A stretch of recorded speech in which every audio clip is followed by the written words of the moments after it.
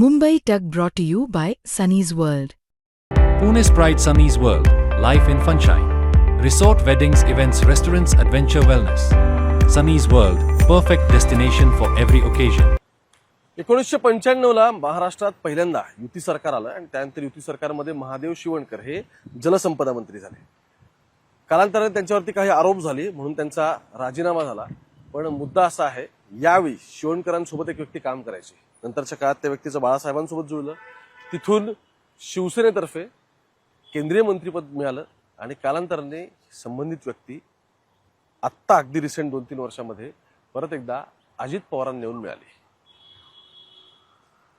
अजित पवारांसोबत आल्यानंतर अर्थात संबंधित व्यक्तीचं बॅकग्राऊंड दिल्ली बेस्ड वगैरे असल्यामुळे यांनी असं ठरवलं की दादांनी सांगितलं की तुला दिल्लीची जबाबदारी देतो आणि म्हणून त्याला दिल्लीची संघटनाची जबाबदारी दिली. आणि त्याच क्षणी ठिणगी पडली ते म्हणजे अजित पवारांचे ऑलरेडी दिल्ली सांभाळणारे नेते आणि संबंधित व्यक्तीमध्ये. व्हिडिओच्या सुरुवातीलाच याचा उल्लेख करण्याचं कारण असं आहे की जशी ही स्टोरी पुढे जाईल तसे तुम्हाला एक एक संदर्भ कळत जातील. आणि मग सुनेत्रा पवारांनी जे 29 एप्रिलला जे पत्र दिलंय, जे आज सकाळपासून सगळीकडे व्हायरल होत आहे, जे निवडणूक आयोगाला त्यांनी पत्र लिहिलंय आणि त्याच्यामध्ये सुनील तटकरे आणि प्रफुल्ल पटेल यांच्या दोघांच्या नावासमोर त्यांचे जे पटेलांचं वर्किंग प्रेसिडेंट आणि तटकरेंचं स्टेट प्रेसिडेंट अशी पदं नक्की का नाही आहेत आणि मग या सगळ्यातून पक्षातला अंतर्गत संघर्ष काही चव्हाट्यावर आलाय का आणि त्यानंतर सुनेत्रा पवारांनी ट्विट का केलं, या सगळ्या प्रश्नांची उत्तरं सापडायला सुरुवात होते. नमस्कार, मी ओमकार. मुंबई तकमध्ये तुमच्या सगळ्यांचं स्वागत.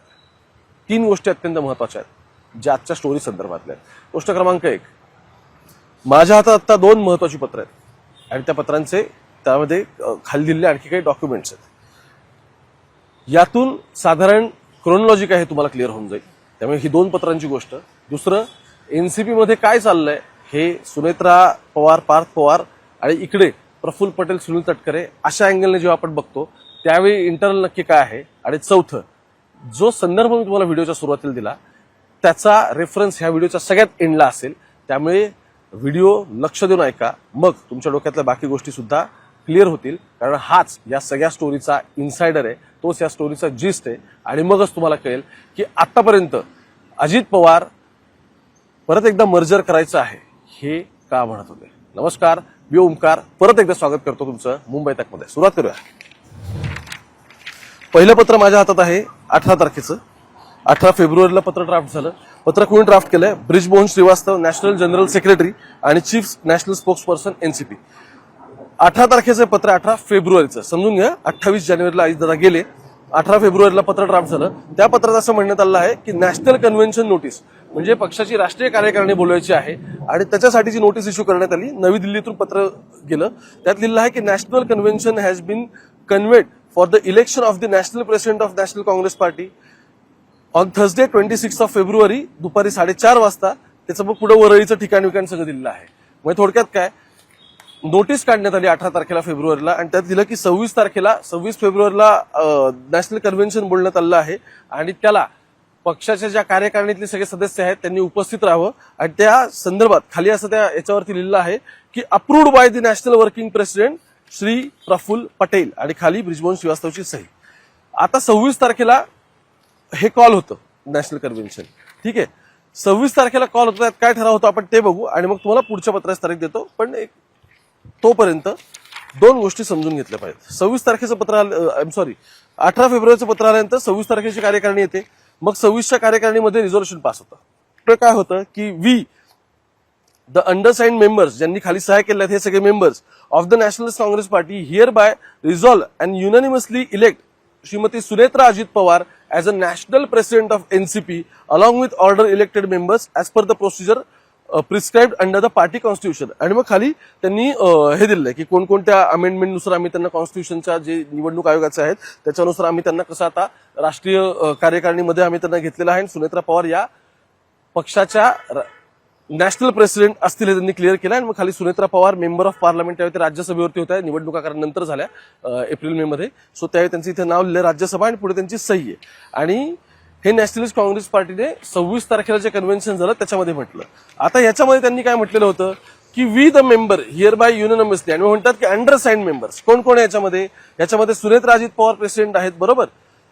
त्यानंतर प्रफुल्ल पटेल आहेत, सुनील तटकरे आहेत, खाली छगन भुजबळ आहेत, मग दिलीप वळसे पाटील, माणिकराव कोकाटे, अशी सगळी चेतन तुपेंपासून ते अगदी शिवाजीराव गर्जे अशी सगळी वेगवेगळी ह्याच्यामध्ये मंडळींचा उल्लेख आहे.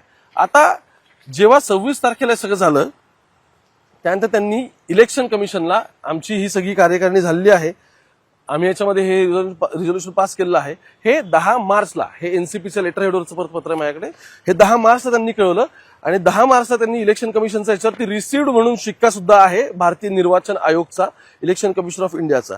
त्यात त्यांनी असं सांगितलं आहे की आम्हाला इलेक्शन कमिशनला आता कळवायचं आहे की national president of national Congress party यांची आम्ही वरळी या ठिकाणी निवड केली, मग त्याच्यामध्ये आमचे सगळे एमपीज, एमएलएज, त्यानंतर एमएलसीज असे सगळे आणि परत state level office bearers, national and state level office bearers and delegation हे सगळे उपस्थित होते.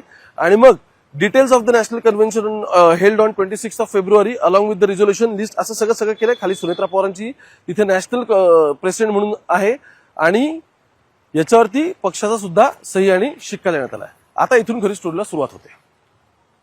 26 तारखेला ते होतं, 10 तारखेपर्यंत 10 मार्च पर्यंत हे सगळं होतं. मधल्या काळात काय होतं, मधल्या काळात 2-3 गोष्टी होतात. एक म्हणजे सुनेत्रा पवारांनी तिथं राज्यसभेचा राजीनामा देतात, त्याच्या आधी त्या ऑलरेडी बारामतीची निवडणूक लागलेली असते, त्या निवडणुकीत ते निवडून पळतात, 2,18,000च्या जवळपास त्यांना मतं मिळतात, रेकॉर्ड वगैरे वगैरे सगळं होतं. आणि त्यानंतर 29 तारीख उजाडते. 29 एप्रिलला म्हणजे 10 मार्च ते 29 एप्रिल असे साधारण दिवस होतात. 29 एप्रिलला पत्र जातं national to the secretary of election commission of India. पत्रात लिहिलेलं असतं की submission of revise list of working committee members and office bearers of the NCP. त्याच्यात खाली लिहिलं आहे की 23 तारखेचं आम्ही तुम्हाला जे पत्र लिहिलं होतं त्या पत्रातले ह्याच्यामध्ये तो रेफरन्स घ्यावा तुम्ही, ठीक आहे, म्हणजे आधीच्या पत्रात तुम्ही रेफरन्स घ्यावा आणि आता रिवाइज लिस्ट आम्ही देतोय ती कन्सिडर केली जावी. काय रिवाइज लिस्ट मध्ये ते म्हणतात, with the reference to the previously submitted list of working committee members and office bearers of the NCP hereby submit the revise list of consideration. आम्ही आता आमची लिस्ट रिवाइज केलेली आहे. त्या दिवशी जे रिझोल्युशन पास झालं त्याच्यानंतर आमची लिस्ट आम्ही परत एकदा रिवाइज करतोय आणि रिवाइज झाल्यानंतर आम्ही तुम्हाला आता पत्र देतोय आणि ती list we request that revise list be treated as a final version of your records and the needful action. आता रिवाइज केलेली लिस्ट ही निवडणूक आयोगाने अंतिम धरावी, त्याच्यामध्ये कोणतेही बदल केले जाणार नाही. ही 29 तारखेला हे पत्र ड्राफ्ट होतं एप्रिलला, 30 तारखेला याच्यावरती 30 एप्रिलला निवडणूक आयोगाचा याच्यावरती निर्वाचन आयोगाचा शिक्का पडतो की आम्हाला हे रिसीव्ह झालेलं आहे आणि याच्यावरती सुनेत्रा अजित पवार यांची सही असते. आता हे म्हणतात की याच्यामध्ये नवीन पार्टी वर्किंग कमिटी असेल आणि पार्टी ऑफिस बेरर्स असतील. आपण आधी ऑफिस बेरर्स बघू आणि त्यांचं वर्क अलोकेशन बघू. पहिलं सुनेत्रा अजित पवार नॅशनल प्रेसिडेंट आहेत, त्यांना काम पण नॅशनल प्रेसिडेंटचं असेल. दुसरे शिवाजीराव गर्जे ट्रेजरर आहेत आणि ते ऑडिट आणि अकाउंट सांभाळतील, आधी पण शिवाजीराव गर्जेच होते. आता त्यांच्या खाली नाव येतं Parth Ajit Pawar as a general secretary, त्याचं पार्टीचं कोऑर्डिनेशन बघणार असं दिसतं. त्यानंतर खाली नाव येतं सुबोध मोहिते जनरल सेक्रेटरी आणि ते काय बघणार, पार्टीचं ऑर्गनायझेशन बघणार आणि ऍडमिनिस्ट्रेशन पण बघणार. कुठे, दिल्लीमध्ये, कारण का तर जनरल सेक्रेटरी आहेत पार्टीचे, समजून घ्या. पार्थ पवार पण दिल्लीत असतील, त्यांच्यासोबत हे बघणार, ठीक आहे. आता आणखी खाली नाव येतं Jay Ajit Pawar, again national secretary, president of national disciplinary committee and treasurer. समजून घ्या, जे आधी ट्रेजरर फक्त गर्जे होते तिथे आता जय पवार सुद्धा राष्ट्रवादीच्या तिजोरीवरती बारीक लक्ष ठेवून असतील आणि त्यांना सुद्धा जनरल सेक्रेटरी करण्यात आले. मग खाली बाकी सगळी नाव आहेत की सना मलिक मायनॉरिटी वुमेन्सचे अफेअर बघतील, त्या पण नॅशनल सेक्रेटरी त्यांना करण्यात आले. त्यानंतर मग खाली आणखी सगळी वेगवेगळी नावं आहेत.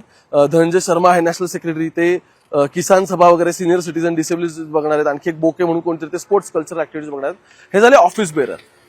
आता येते खरी make, submission of working committee. बघा, ज्यावेळी एनसीपी स्प्लिट झाला त्यावेळी एनसीपीचा ठराव किती तारखेला झाला, त्यात कोण कोण होतं, कोण उपस्थित होतं, कुणी अजित पवारांना नॅशनल प्रेसिडेंट म्हणून नियुक्त केलं आणि मग ओरिजिनल पक्ष कोणाचा आहे हे जेव्हा निवडणूक आयोगाने सांगितलं तेव्हा ह्या सगळ्या गोष्टी अत्यंत महत्वाच्या होत्या. येणाऱ्या काळात ज्यावेळी सुनेत्रा पवार त्या पक्षाचा क्लेम केलेलाच आहे, पॉलिटिकल पार्टी म्हणून सुद्धा आणि लेजिस्लेटिव्ह पार्टी म्हणून सुद्धा, कारण ते आता मुख्यमंत्री पण झाल्या, फायनान्स सोडलं तर बाकी ते पोर्टफोलिओ त्यांचे मेंटेन झालेत आणि महत्वाचं काय, पक्षाची धुरा तेच सांभाळणार आहेत. हे 26 तारखेच्या कन्व्हेन्शनमध्ये क्लिअर झालं. आता पुढचं काय याच्यामध्ये, submission of national working committee जे सुनेत्रा पवारांनी 29 तारखेला यातलं पत्र लिहिलंय त्यात दिसतं की सुनेत्रा पवार नॅशनल प्रेसिडेंट आहेत. पुढे प्रफुल्ल पटेल जे आधी नॅशनल वर्किंग प्रेसिडेंट होते ते आता त्यांच्यासमोर लिहिण्यात आलेलं आहे की एनसीपी लीडर इन राज्यसभा. बघा, राज्यसभेमध्ये हे एनसीपीचे लीडर राहतील. सुनील तटकरे जे आधीच्या याच्यामध्ये स्टेट प्रेसिडेंट होते त्याच्यात लिहिलं आहे की एनसीपी लीडर इन लोकसभा. तर मूळ मुद्दा असा आहे सगळ्यामध्ये की एनसीपी रायगडची जागा असेल किंवा आणखी अजित पवारांनी काही मागून घेतलेली जागा असतील, तर या सगळ्यामध्ये मूळ फक्त एकच खासदार निवडून आणता आला होता त्यांना, ते सुनील तटकरे होते. ठीक आहे, रायगडची जागा. आता मुद्दा असा आहे की सुनील तटकरे यांच्यासमोर लिहिलं की leader in Lok Sabha state president लिहिलं नाही. मग खाली छगन भुजबळ लिहिलंय मिनिस्टर गव्हर्नमेंट, मग खाली वळसे पाटील MLA, परत शिवाजीराव गर्जे हे ट्रेजरर असतील, आणि त्यांच्यासोबत पार्थ पवार असतील जे आता जनरल सेक्रेटरी म्हणून आहेत आणि राज्यसभा MP आहेत. जय पवार आहेत, जय पवार हे नॅशनल सेक्रेटरी पण आहेत, डिसिप्लिनरी कमिटी त्याच्यावरती पण आहेत, आणि नॅशनल ट्रेजरर सुद्धा आहेत, ते गर्जेंसोबत असतील असं लिहिण्यात आलंय. आता ह्या नवीन पत्रामुळे जे सगळं वादंग उभं राहिलंय त्याचा सगळा मूळ जो मुद्दा आहे तो याच्याशीच निगडीत आहे. का आहे ते आता समजून घेऊ आपण. या व्हिडिओच्या सुरुवातीला मी एक उल्लेख केला होता की अजित पवारांकडे पक्षप्रवेश झाल्यानंतर अशी एक व्यक्ती आली की ज्या व्यक्तीला दादांनी दिल्लीतली जबाबदारी दिली, त्या संबंधित व्यक्तीचं ऑलरेडी जे सगळं दिल्ली सांभाळतं ह्यांच्यासोबत काय फारसं जमेन असं झालं, आणि त्यानंतर जेव्हा त्या दोघांमध्ये काही संभाषणं झाली त्याचे रेकॉर्डिंग या व्यक्तीने त्यावेळी अजित पवारांना ऐकवले होते. अगदी हॉर्सेस माउथ इन्फॉर्मेशन तुम्हाला सांगतो मी.